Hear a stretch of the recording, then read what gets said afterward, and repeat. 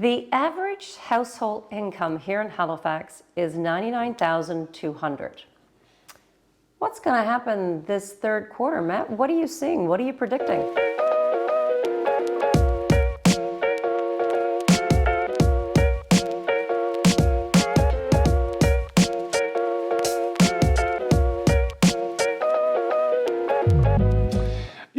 We continue to see prices starting to rise from where they're at right now. We think that rates are going to start to move down in the right direction, and that's going to sort of spur on some of the action that we have already seen, kind of picking up. So, I really think that price is going to continue to rise. So, with the average household income being $99,000, they can afford a mortgage, let's say mid 500s. Right. But then I'm not taking out student loans or any type of debt or to the carrying costs for the house. Yep. So let's say they're now at $499. Where are the buyers coming from? Because the deals that I'm seeing, I'm not seeing like all this, people who are coming in. Yep.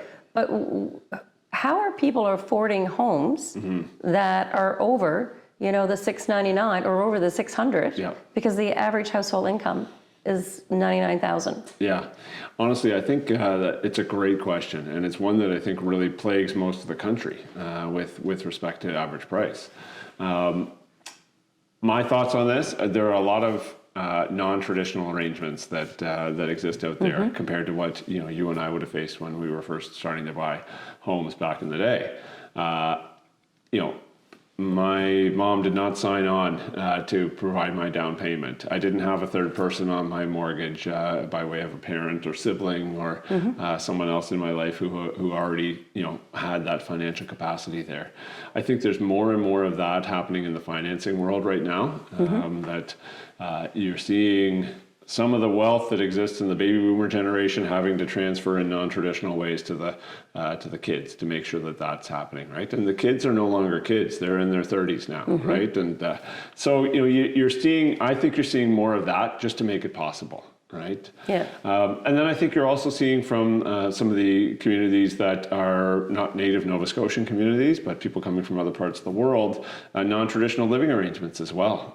You'll see 3 names on an agreement of purchase and sale rather than just 2 names on a purchase and sale agreement. And so that means there's multiple families living in one dwelling together, and they're doing so to kind of cobble together the money that's needed to be there. So that to me is creative. I think it's good because it gets people on the ladder of home ownership, but it doesn't necessarily solve the problem for those people they don't have the capacity to do either of those things. And so there are some people who are stuck out there because incomes haven't risen as fast as price of housing. No, they haven't.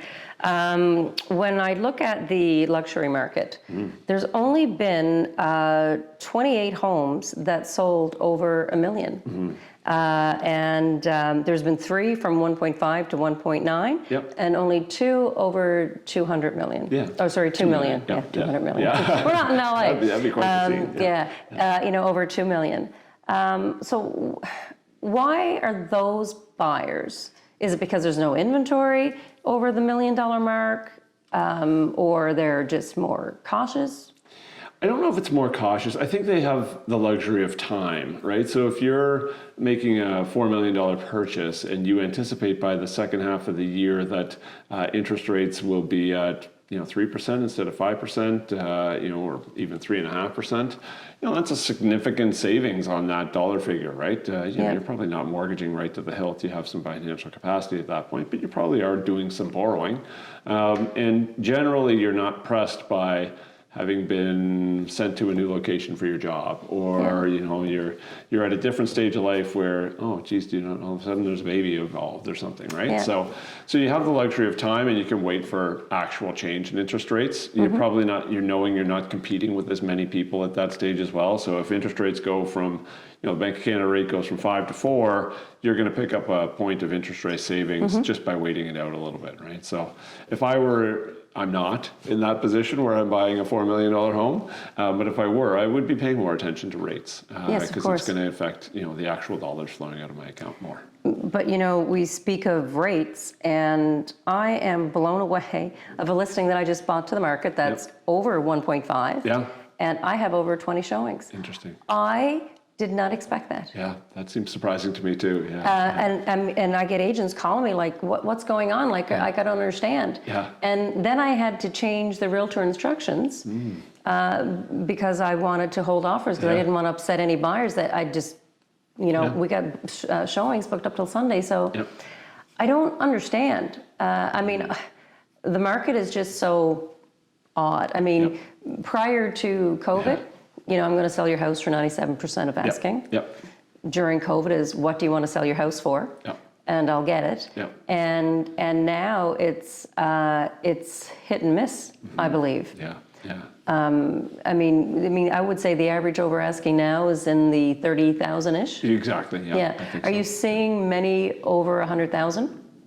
No, not at all. Not at all. That's that's certainly more aggressive than we would typically see at this point. Not many at all at that stage, right? So, I think it's about a third roughly are going at or above the list price. So far this year, and that includes the new construction ones that are going to typically sell right at the list price.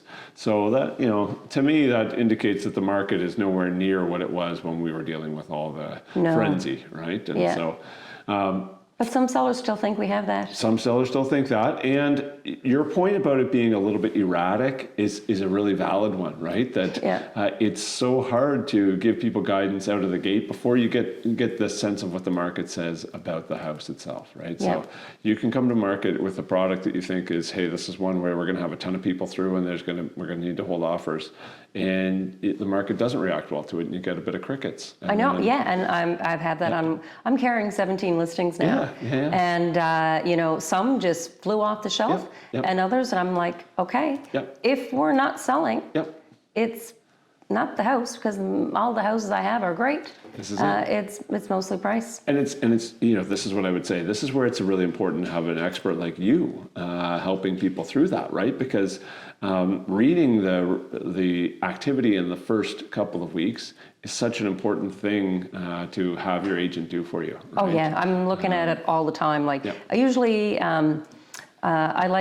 I send my clients a report every 4 weeks. Hey, this is what's happening. What are your thoughts of the price? Should we move? And didn't I have one the other day? The owner, the seller, a property came up for sale next door, and we're the same size. And they went like about $50,000, $60,000 lower. And I called my seller and like, oh my God. And but I think it's. You really have to be, watching the market. You do. And anyway, the gentleman who listed next to us, he just wants to get out. Absolutely. And now you're just going to, drop your rate. You're right, exactly. And then I'm on a buying one, and I know the neighbors aren't going to be happy because we are way below of what anything sold on this executive street. And because I believe the prices that people would have purchased during COVID. And honestly, like you are great at this, and that's why you're a great agent, is that you are able to read the scenario that exists there and help give people the advice that they need in that specific scenario. To your point, it was easy 5 years ago relative to what it is today. You kind of said, you should just be prepared to pay 97% of a fair asking price, right? Today, it might be, based upon what I understand of the activity, you might have to pay 110% of the list price. Or what I know of the activity, we can negotiate down to 92% of the. That's a big range and makes for an erratic market, hard to really predict. There were 300. So what was it? Out of the 767 homes that sold from January to March, there were 365 price drops. So that's almost half. And that would be more than we saw cumulatively through all of 2021 and 22, probably. I don't know that to be a fact, but we were checking the hot sheet every day during COVID, and there was 2 or 3 price drops, maybe, right? Just not a lot. So, this just speaks to the need to have a great professional helping you understand where the market's going and feeling the situation out right after you get on the market, because that's the most important time, as you know. Absolutely. Well, Matt, it's that time again. My pleasure. It's my pleasure. I appreciate you coming out. Thank you.